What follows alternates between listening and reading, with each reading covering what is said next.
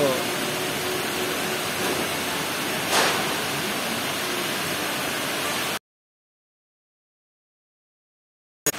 Proses pemasangan rangka plafon. Coba ini kita lihat berapa detik atau berapa menit untuk per palangnya ya. Nah, jadi ini kita bikin supaya cepat mungkin, jadi pakai penghalang, pakai mal-malan kayu ya. Jadi biar nggak ngukur-ngukur lagi. Nah, seperti itu prosesnya. Nah, ini mal-malannya yang ini nih. Nah, ini itu. Nah, jadi dia pas ketemu rangka ke rangka.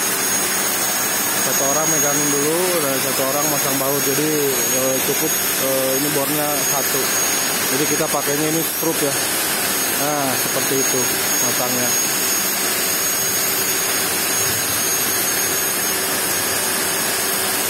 Nah, jadi ini supaya konektornya kita bikin begini biar cepat ya untuk proses pemasangannya, karena kalau kita masang pakai paku agak lama ya untuk proses makunya. Jadi kita cari yang paling cepat ya, yang paling kuat ini menurut perkiraan kita ya, ini pakai baut gini. Nah, jadi setelah selesai dari sini pindah ke sebelahnya bornya. Nah, jadi satu titik ini itu kurang lebih istilahnya nggak sampai 2 menit ya, untuk per satu titiknya nggak sampai 2 menit. Nah, jadi selagi ini di sini masang baut-baut begini. Nah, ini udah terpasang semua ya. Jadi yang lain di sini ada yang nyiapin ini konektor untuk sikunya, konektor untuk kayu ketemu kayu atau kayu ketemu besi ini. Nah, jadi seperti itu gitu. Terus yang lain itu ada 2 orang lagi nyiapin untuk kayu-kayu yang ini, palang-palang yang ini. Jadi palang yang lurus dulu, yang dari depan ke belakang, yang kayu yang ini. Nah, terus setelah pasang palang ini tinggal masang ini palang yang ke samping dari kiri ke kanan gitu. Jadi lumayan cepat ya teman-teman. Nah, itu pakai ukuran itu kayu itu. Tinggal seret gitu. Jadi ini upaya untuk supaya pengeluaran tidak terlalu banyak gitu untuk ngirit, tapi kuat ya. Jadi setelah proses ini kita finishingnya untuk gantungan itu ya, ini digantung lagi ke atasnya. Nah, itu digantung lagi ke atasnya supaya kuat. Jadi ini mau dikasih beban orang pun, atau umpamanya ini teman-teman kayu ini mau dipakai nimbang sekalipun kuat gitu. Jadi kita bikinkan yang kuat sekalian gitu biar nggak nanggung ya. Nah, apalagi ya. Jadi itu sudah ini yang paling penting. Jadi gini, untuk kandang WF dengan pakan manual ya. Dengan pakan manual itu ya mau pakan manual mau pakan otomatis sih sebenarnya tetap jadinya ini palangnya banyak juga ya masangnya. Kalau gudang kan simpel ya, tinggal tiang utama ini WF yang ke atas ini. Nah, itu sudah cukup seperti itu ya kalau untuk peruntukan rangka WF untuk gudang. Jadi nggak banyak palang apa-apa lagi ya gitu. Nah, lain halnya dengan kandang gitu. Mau dia pakai pakan manual ataupun yang otomatis, tetap kita pakai palang itu banyak. Jadi ada ya palang ini untuk untuk dudukan terpal, untuk dudukan gantungan pakan, nipol. Nah, apalagi nanti untuk nipol dan pakan otomatis itu memang harus kuat ya. Jadi saran saya sih untuk kandang yang konstruksi WF gitu ya, biar sekaligus jadi pekerjaannya untuk ke atasnya gitu. Ke atasnya itu jadi rangka WF-nya itu umpamanya sebatas ini saja bisa, atau sebatas yang dari bawah itu bisa. Jadi ke atasnya nanti bajaringan gitu. Nah, memang bajaringan itu banyak ya palangnya, karena memang yang dicari untuk kandang ayam itu palang yang banyak gitu teman-teman, kan kuda-kudanya banyak. Jadi untuk WF ini kan bentangan kuda-kuda ini dia ketemu ke sana ke kuda-kuda lagi itu per 12 meter teman-teman. Kenanya tetap kita masang palang banyak lagi gitu. Nah kalau untuk bajaringan, untuk yang kandang sebelah itu udah waktu itu kita sesuaikan lagi karena memang dia rangkanya cor, terus ke atasnya memang dia bajaringan. Jadi kita masang palang-palangnya pun cuman kalau yang untuk depan ke belakang kuda-kuda ya, kuda-kuda itu jarak per 1 meter, kita paskan 1 meter.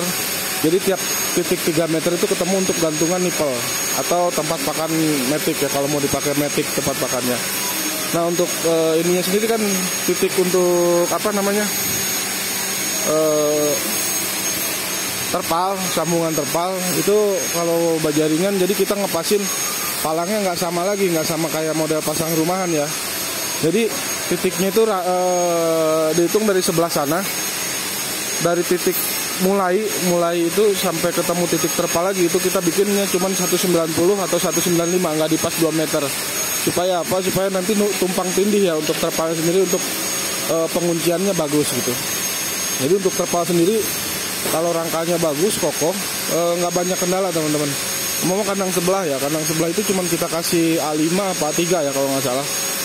Itu pun bukan Korea, kita pakai Cina karena satu tantangan ya dari owner juga untuk ngirit biaya pengeluaran tapi bagus. Selama rangkanya nggak goyang, pakai terpal murah pun dia nggak bolong-bolong, nggak bocor-bocor, nggak cepet robek. Itu karena plafon di dalam terlindungi sama spandek ya.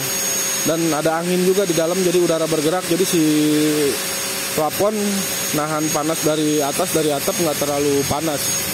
Jadi bisa awet lah gitu. Jadi kita nggak mesti yang semua full bagus. Model contoh ini di daerahnya seperti ini ya teman-teman. Nah ini di daerah pegunungan begini gitu. Jadi udara cenderung dingin ya sepanjang hari ya, begini aja nih. Bahkan di sini nih ajaibnya orang lagi hujan pun bisa manjat pohon kelapa gitu ya. Nah jadi di udara dingin gini untuk terpal cenderung penggunaan terpal itu awet. Model kayak yang sebelah ini, yang putih ini terpal ya, bukan spanduk. Terpal ini Diamond A8, sudah 2 tahun lebih, kondisinya masih oke, masih prima, nggak ada kendala apa-apa, nggak robek-robek gitu. Nah coba kita lihat di sini. Jadi di sini itu karena kondisi dingin, spandek pun spandek ya, spandek bajaringan kan ya, cenderung awet, tahan karat. Lain halnya dengan di daerah dingin. Teman-teman bisa lihat itu coklat-coklat itu karatan.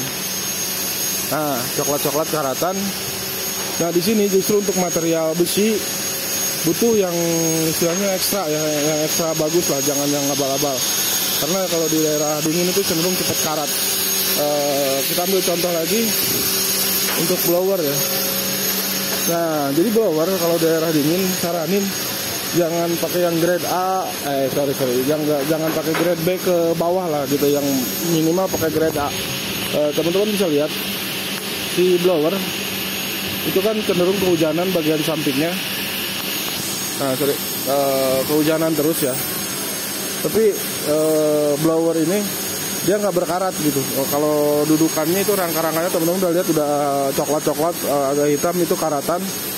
Nah, terus untuk bagian spandek juga beberapa bagian memang sudah karatan yang di situ. Nah, kita lihat yang di situ juga apa itu ada WC ya. WC pun sudah mulai berkarat untuk spandeknya. Jadi daerah dingin begini, yang daerahnya sering berkabut, lembab, sering hujan, curah hujannya tinggi, diusahakan teman-teman pakai blower yang bagus. Mulai gini. Material bahan itu bisa kita lihat dari sini.